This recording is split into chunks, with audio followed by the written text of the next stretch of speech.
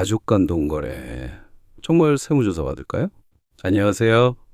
30년 넘게 세무 현장에서 여러분과 함께해온 세무사입니다. 오늘은 정말 많은 분들이 궁금해하시는 이야기를 해드리려고 해요. 가족끼리 돈을 주고받으면 세무조사 나올까? 증여세 신고 꼭 해야 할까? 이런 고민 한 번쯤은 해보셨죠? 이런 걱정 혹시 해보신 적 있으세요? 자녀에게 생활비 보내주고 손주 용돈 챙겨주고 부모님 병원비 대신 내드리면서 혹시 이거 다 증여로 걸려서 세무서에서 연락 오면 어떡하지 하는 걱정 말이에요. 실제로 이런 불안 때문에 잠 못 이루는 분들이 정말 많아요. 얼마 전에 상담 오신 한 어머님 이야기를 들려드릴게요. 아들 병원비를 몇 번 보내주셨는데 세무서에서 갑자기 연락이 온 거예요. 증여세 신고 안 하셨죠? 조사 나갑니다. 이 한마디에 온 가족이 며칠 동안 밥도 제대로 못 드시고 걱정만 하셨다고 하더라고요. 또 다른 할아버지는 손주 학원비를 몇 년간 대신 내주셨는데 지인분이 그거 다 증여세 대상이야.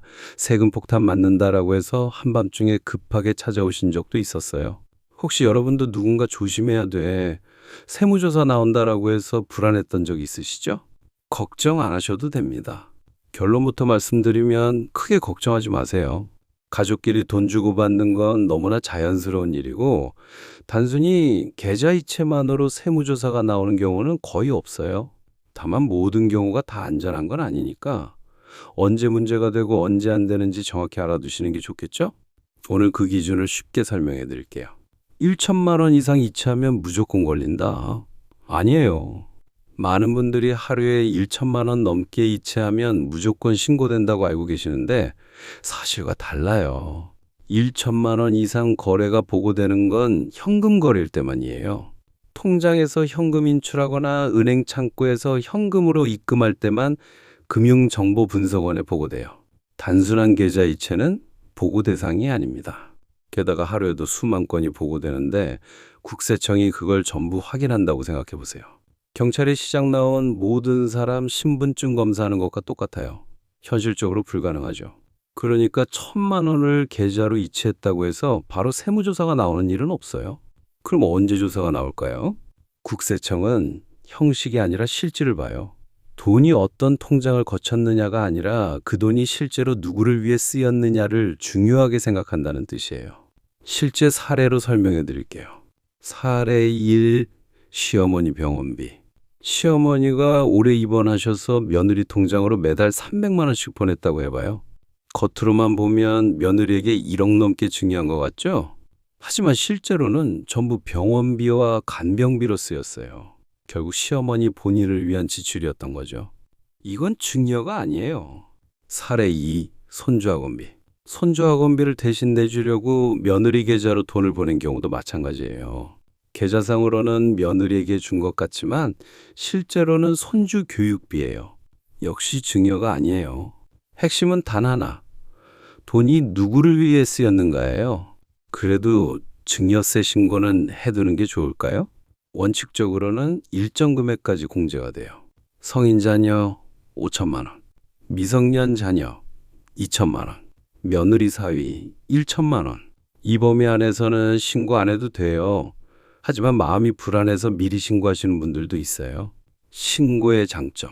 실제로 어떤 아버님은 매년 4천만 원씩 자녀에게 보내면서 꼼꼼히 신고하셨어요.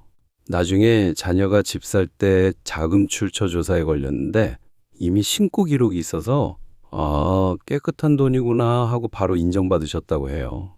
신고의 단점. 하지만 증여 후 10년 안에 부모님이 돌아가시면 그 증여 금액이 상속재산에 합산돼요. 상속세가 늘어날 수 있다는 뜻이죠. 그래서 무조건 신고가 답은 아니에요. 상황에 따라 전문가와 상의하고 결정하시는 게 좋아요. 국세청은 어디까지 계좌를 볼 수 있나요? 국세청은 국민 계좌를 다 본다고 생각하시는 분들 많으신데 그렇지 않아요.